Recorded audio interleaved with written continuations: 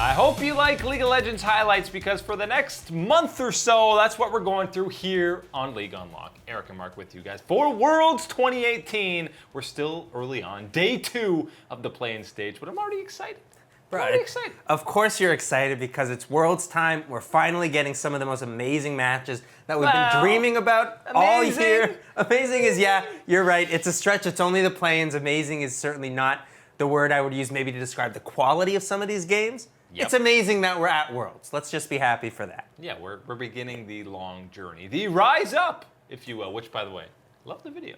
Yeah, Great pretty awesome. Video. Pretty awesome. One of the best that Riot has ever done. But we're on to day 2 of the play-in stages, and it's groups A and B that are getting underway. C and D opened things up because, well, I recently learned because of visa issues involving Infinity Esports. They basically got in the day before they were set to play, and then they were supposed to start that day, and they said, can we at least have one day to get used to Korea? So that's what they get. And now they get to open up against EDG, which is probably not the first foe you want to match up against in your international debut. Latin America North is one thing, but EDG, one of the most storied franchises in the history of the LPL, that's a little stiffer competition. Yeah, you know what I'm thinking here? I'm thinking in my own type of boots here. I'm going to be going to Korea, and I want to play some League of Legends, but I'm hoping that, you know, maybe I get a couple nice easy matches early. No. Infinity Esports, they're not getting that treatment. Right off into Korea, and hey, you're facing off against EDG, and oh boy, that Scout getting that solo kill, not a solo kill, excuse me, but picking up that kill in that mid lane. Yeah, it's tough to go against LeBlanc in your first game, and this was just all in the laning phase. EDG pretty much across all the lanes just kind of asserting their dominance. First in that 1v1 in the mid lane, and then Mako and iBoy just taking the turrets because Tom Kench is such a fun champion. They get that 2v2 there, and it's, of course, the perfect execution there to alternate the turret shots, and then, hey, right back into that mid lane, picking up more kills. Oh boy, this one's getting out of control for Infinity Esports. Yeah, Kodopako on the Lulu was having a rough day, and this combo of the Kai'Sa Nocturne just jumping across half the map with a LeBlanc chasing you down. This was a pretty disgusting team comp from EDG, and when they got so unbelievably ahead in the early game, I mean, there were a lot of kills flying in favor of the 3rd seed from the LPL. Yeah, the worst thing about this one is you're watching and you're seeing Infinity Esports try to find a way to get even a single kill, and it's costing them pretty much the entire map and all of their lives here. This one was over even pretty much before it started. A clean win for EDG to start off their run into play-ins. Infinity did grab 2 kills in that game, but yeah, it was all EDG in this one, which is obviously kind of what you're expecting. EDG, obviously the huge favorites to come out in the top seed in that group, as most of the major regions are going forward. And in summer, there were a little bit of some inconsistencies, but when it came down to the wire, EDG came through in the gauntlet, and we've still seen at times in the summer split, they have looked like one of the stronger teams in the LPL. I'm not going to get too excited after taking down Infinity Esports. So. Certainly not really a need to get too excited here at the start for EDG, but when you're looking at what's going on, this is the exact way that you want to be starting your tournament, asserting that dominance here in this play-in stage and say, hey, we should be a team that if you're in the group stage and you're watching to see who's going to be coming out of here, you should be paying attention to exactly how we're doing it here, because we are going to be a team that you're going to have to respond to in the group stage if we're getting out of it, and it looks like that's a good chance so far. And it is good for LPL fans and for EDG to get some confidence with a very lopsided win in their first matchup. Game 2 of day 2 in the play-ins. They've been the top seed in EU the last 2 World Championships, but this year they got to get down and dirty in the trenches, getting through that gauntlet run and the play-in stage. It's G2, and they're taking on Supermassive, who have been kind of the most hyped up wild card for all of 2018. They had the hype at MSI, almost got to the main draw event, but they won in Turkey again, and they're probably the best non-major region team in this play-in stage. Yeah, absolutely, got very close to making it. Some big waves there at MSI, but what you want to be watching here with Supermassive absolutely has to be the performance of Snowflower and GBM in the mid lane. These are the guys that need to be getting it done for Supermassive, but early it was G2 picking off onto that bot lane. Yeah, they were trying to get Yarnan ahead on that Tristana, and there were not. This was a very macro-focused game. There weren't a whole lot of kills. You had Perks on his Akali, but when you have Tahm Kench and Zilean, it's pretty hard to assassinate anyone, and there were a lot of extended team fights with Supermassive coming ahead of a lot of them in the mid game. There were a lot of things that I liked about the G2 composition, about what they were able to grab for themselves, but just simply into this matchup, Supermassive seemed to have baited them perfectly, knowing that you would want to have some Perks on something like the Akali. This is a champion that he can express his skill on, but hey, running right into things like the Zilean and the Tahm Kench, you just can't get things done here, and it's just not enough damage coming through from G2, given what Supermassive was able to play out. Yeah, and these fights extended for so long that Perks would use his entire combo and then not kill anyone. It resulted in a Baron for Supermassive, and all of a sudden, they have a massive gold lead. Perks is getting caught out. Once again, the Shroud is not enough to save him. GBM struggled in the early game because he was getting camped, but it didn't matter because in the late game, Zeitnot and the rest of the team stepped it up, and G2, what happened? There weren't many kills, as I said. Supermassive, they've been talked about as they're not a hyper-aggressive team. They're not going to dominate in the early game. They kind of do what other major regions do and thrive in that macro game sense in the late game and just kind of playing around objectives. But you didn't expect them to be able to do that against the major regions. But they just did to G2. Absolutely, they did it to G2, and I think the important thing, again, is they baited out this team composition from G2, getting them to try and have these champions like an Olaf, like the Akali, that are going to have this early game, this ability to just go right at you and take down your health bars. But hey, when you're going against a Tahm Kench and a Zilean there, that's a little bit hard to try and keep taking down those health bars when someone's constantly getting rescued or rezzed here. It's a little bit too much to ask for in this situation, and it ended up being too much for G2 to get by. Yeah, now Perks did make some mistakes, but still a tough team comp to go against it. Now, before everyone panics because G2 lost the game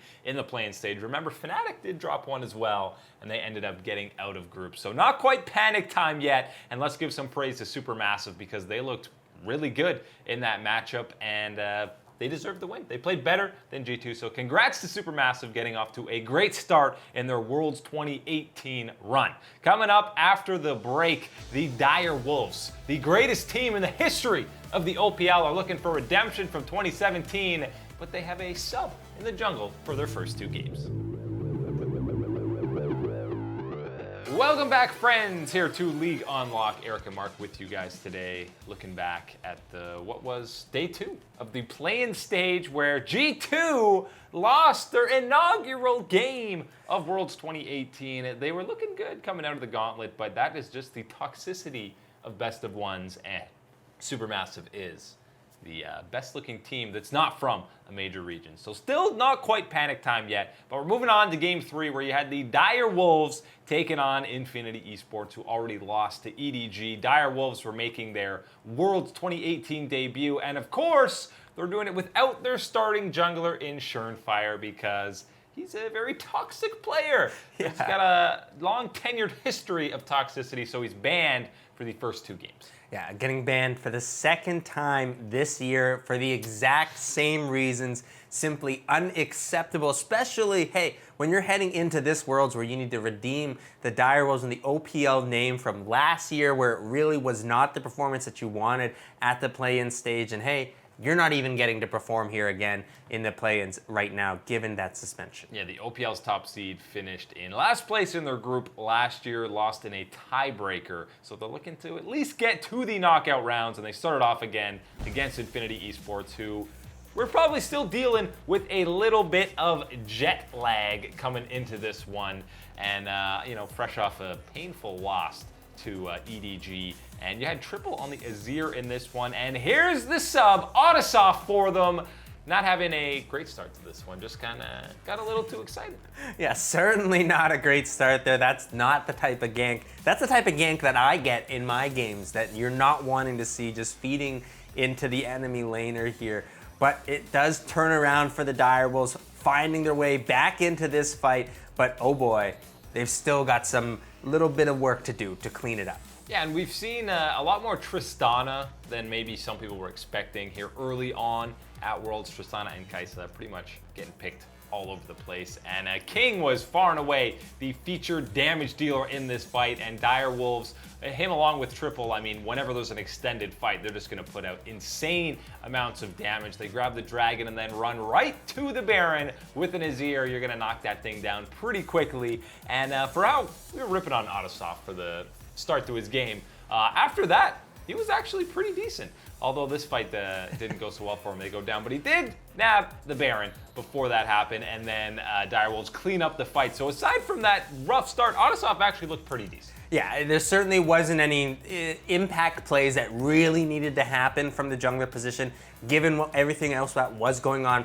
especially with Triple on the Azir in the mid lane and King doing the damage that you needed to be having from the ADC position. But hey, not too bad here from the Dire Wolves. I was expecting a lot worse performance, a little bit more sloppy execution out there on the Rift is what I was expecting from them. But they certainly stepped up their play against Infinity Esports and found a way to look pretty cohesive in finding their first victory at Worlds. And just remember, this is the rare case where you see the 7-man roster in effect, because Autosoft is an emergency sub. They were not expecting to have the sub out Surenfire, so he wasn't their normal 6th man that they'd be bringing in. So he had to fly out to Korea. I mean, he's been with the team, but not listed as their official sub coming into this event. So a lot of pressure on him to step up on your first game with the team on the world stage, even though it is still play-ins. Lucky for him, he probably went against the weakest team in the play-ins, at least so far, what it looks like. Yeah, what I was thinking when I saw this, I just thought this was a typo. I thought this was going to be some type of promotional stunt from Ubisoft trying to promote that new Assassin's Creed game. Nope, but he was doing pretty good on himself there, getting himself that win for the Dire Wolves there. He hadn't won a professional match before there, so hey, getting your first victory and getting it done at Worlds, that's pretty good. Autosoft, Ubisoft, Assassin's Creed Odyssey. It's all making sense. I think Mark's on to a bit of a theory here. But the Dire Wolves get their first win at Worlds 2018. Infinity Esports go down to 0-2. And when you're going 0-2 and you only play 4 games, you know, it's going to be difficult to climb out of that one. But let's move on to Game 4, where you had Ascension Gaming making their debut against Supermassive. Fresh off their win against G2. A 2-0 start has them looking pretty darn pretty to get out. Not only get out of groups, but maybe come out as that top spot. And Ascension, you'll remember them from MSI. They had a new AD carry in Nixar, who is Russian, which is rare to have a Russian import to a Southeast Asian team. So that was a little bit surprising. Ascension are all about early game proactivity and aggressiveness, which is the opposite of Supermassive, and that was quite apparent early on here. Oh boy, was it ever apparent early on in this one. Ascension Gaming absolutely bringing what we've come to expect from the Southeast Asian regions of just this aggressive early play, but not only this aggressive early play, but it's calculated aggressive early plays here to get these advantages early, and oh boy, there were some early advantages on the Ascension Gaming side in this one. Yeah, G4 going 1v2 and taking down GBM on the Kassadin, but that would not be enough to shut him down. As you know, how Kassadin works, as soon as you get a kill, the snowball starts rolling, and when he starts getting fed, he is a disgusting champion in the late game with infinite amounts of mobility. The real disparity in this matchup was in that bottom lane. Zeitnot and Snowflower amassed some massive gold leads in that bottom lane, and the Lucian just kind of completely outclassed Nixar on Ascension's side. Yeah, and see, this is where you get into talking about that pick, that Lucian pick, because hey, he's pretty useless if you're getting into some team fights and you're not absolutely smashing and bullying around your own lane early. You're not going to have that type of impact that you need to be having into these team fights the way that you have to play Lucian. But hey, that didn't matter whatsoever for Supermassive, because they absolutely did bully that early game there in that own lane for them, and that Lucian was able to get to this part of the game where he was dishing out that damage, and oh boy, you just could not escape from the rest of the Supermassive attack, because hey, if you got away from Lucian, there was a Kassadin jumping on top of you there. And if you remember a couple weeks ago, Kassadin got some buffs. He didn't need any buffs, he did not. But he showed what they did here. Kassadin will never need another buff until the end of time. But yeah, a whole lot of mobility on their 2 carries. And Zeitnot had something like 300 CS at 26 minutes. So he was popping off in that bottom lane. And he's one of the most hyped up guys on the Supermassive roster. So they go to 2-0 and are looking like they hold their own destiny. They're in the driver's seat if they want to finish first in that group. And they're living up to the hype as the best non-major region team. Coming up after the break, G2 will look for a little bit of redemption from Game 1, try to salvage their first day at Worlds. You do not want to go 0-2.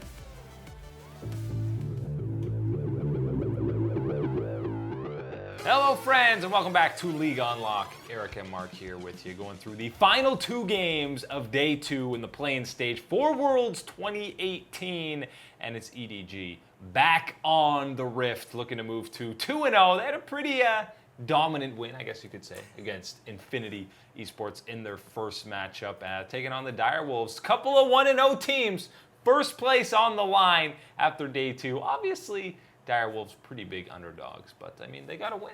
So you got some faith in them, right, Mark? Hey, Do you believe in them? I'm believing in the OPL. I'm the biggest OPL believer right now. I never talked bad about Lost being an OPL import. I love the OPL. Roasting him. Said what a waste of an import slot to bring him into NA, and he's actually looked pretty decent. But Direwolves, you got Syndra, you got the downright Darius for Ray in the top lane, and they wanted to get that Darius rolling against poor old Biopanther with a Scout roaming up on the rise to lock down first blood. He misses the knock up there. You know, if he landed that, he could have maybe turned this around. But a little cheeky play here, Scout with the clutch realm warp to get him out. Oh boy. Slick. Yeah, that is that 200 IQ rise. Get me out of here move. And this is that 200 IQ rise. Put me right into this the team apprehend. And EDG again. iBoy, we know he's not afraid to jump in on the Kaisa, which is why I love seeing him on that champion. That's 3 kills for EDG. That turns into a Baron. This one is getting out of hand pretty quickly. Yeah, this is certainly a big lead right away for EDG. And oh boy, they're turning onto the Baron, but wait a minute. That's a Darius in the base. That's not going so well. This ending was absolutely insane. It starts with Direwolves starting off this Baron, and then yeah, Ray he's whacking the Nexus. All right, good game, guys. It's all over. Hey, wait a sec. The health. Where'd it go? Oh, the inhib respawn. Saved by the inhib. He's got to run back, so he's got to add a couple extra auto attacks. By the way, double kill, double kill. iBoy's killing everyone. He's got a triple kill over there. That's 4 dead. It's only the Trundle left, and by the way, the Nexus is still at 40%, and Ray just whacks it down. The Trundle does literally 0 damage to him. He wants to get the kill before it ends, and Scout is absolutely ecstatic about the win. Oh, he's super thrilled because this was so clean. This was tight. This was a base race to the end of time. They lost and they're laughing. Yeah, well, you gotta have fun because it's Worlds here. And hey, when you're talking about this matchup, what's going on, sometimes it's okay to be a little bit silly in some of these matches. And hey, I gotta say, EDG, you gotta cut that silliness out though once you get to the group stage, because hey, if you make that type of mistake rushing down a base against someone else, that might turn out a different result there. Those reactions, Direwolves are laughing and EDG looks sad. It looks like they lost the game, but EDG, you won. You're 2-0. I know it wasn't probably the game plan or the style that you wanted. That's an LPL loss, and I know all consideration. But it's a win in these books, so EDG moves to 2-0 atop the group over there. We have the final game of the day, which is G2. Finally getting back on the Rift against Ascension. Couple of 0-1 teams. Somebody is getting a win because Supermassive is sitting pretty at 2-0, and if you're G2, you cannot go 0-2 here. You only play 4 games. Going 0-2 puts way too much pressure on you in the next day that they're going to play, and of course, you need these other teams to lose. So G2 comes in. They got the Kaisa, the Rise for perks, and oh look, an Urgot in the top lane. That's new. Yeah, you should not be letting that Urgot through. Oh boy, he is a power pick right now. But it didn't even matter about the Urgot early on in this fight because the rest of G2 were all in cohesion together on this fight and picking up that early first blood. Yeah, and early on, G2 was just camping Cassiopeia and G4 in that mid lane to get perks ahead. But this fight, G2 seemed a little bit lost here. Some of these games, they were just looking for fights. They wanted kills. They'd force it in whatever way they could. It does not work out for them there. Works out a little bit better here. But again, so many extended team fights. Wadid goes down early on here, and Nixar is going to go deep for this fight. He wants some kills. He's bloodthirsty. He's trying to show you why he is this import that is brought in here, but oh boy, a little bit too aggressive sometimes in some of these calls is not the way that you should be playing it here. But you're right, G2 not looking exactly like the G2 that we had seen before, but oh boy, that is quite the steal there, and that's what you needed. So G2 lose that previous team fight. It results Ascension goes to the Baron, and Jankos comes up with the steal, and then G2 cleans up the fight. But that was a 50-50 if I've ever seen one, and Jankos comes up big for them. He was super active in the early game trying to get Perks ahead. He gets the game-winning Baron steal, far and away the player of the game for G2, but that does not instill confidence in this G2 squad, that win. And Perks is even choking on his water. He can't believe it. Choking on that water, and they're almost choking in this group stage to get out of here in play-ins. Oh boy, is that close. It's important that number one, that Perks does not choke, because you need Perks to be alive in this tournament moving forward. That is the key for G2. Super important. Keep Perks alive. Not only in game, but in outside real life, of the Rift. of course. But when you're talking about this is a massive victory, massive Baron steal from Jankos, because oh boy, you lose this matchup. The best that you're hoping for next week is basically a tie, is all you can hope for there at the very best. So this was a huge victory for G2 to keep the rest of this group really in contention here moving forward against Supermassive into the next stages of games. But oh man, not exactly the confidence that you want to be seeing from this European squad. Yeah, and it's still not time to panic. They're 1-1. They're fine. They should still easily get out of the groups, although finishing first is looking a little questionable. If they finish second, I mean, they might draw EDG, they draw C9, and that is a best of 5 G2 does not want to get involved in. So they definitely got to pick it up on their second day of matches, which will be later on. On Thursday, I believe groups A and B will finish off. But let's take a look at the standings in group A and B after day one. And it's EDG sitting pretty 2-0, as you'd expect. Dire Wolves got the win against Infinity Esports, who I said earlier probably look like the weakest team in this play-in tournament so far. Group B, Supermassive. What a start to Worlds for them. 2-0, coming up with a big win against G2, and then G2 and Ascension behind. Well, let's just hope for Infinity Esports that they find some time, get some good sleep, some good rest in, maybe some good barbecue over there. Everything important to make yourself feel at home, get away from it all, find a way to reset, and hopefully have a better start to this tournament as well in the next time that you get to see them on the Rift. But on the other side, G2 certainly have their work cut out for them against this tough Supermassive there at the very top there, really showing the improvements that they've made since MSI. Oh boy, that is a good-looking squad there. Yeah, and there's a pretty likely chance that G2 may have to play a tiebreaker for that final spot, because even if they get a win against Supermassive, I assume that the Turkish squad will take down Ascension when they meet the second time, which means they're both sitting at 3-1, and you got to have a tiebreaker for that top spot. You do not want to finish second. You don't want to draw.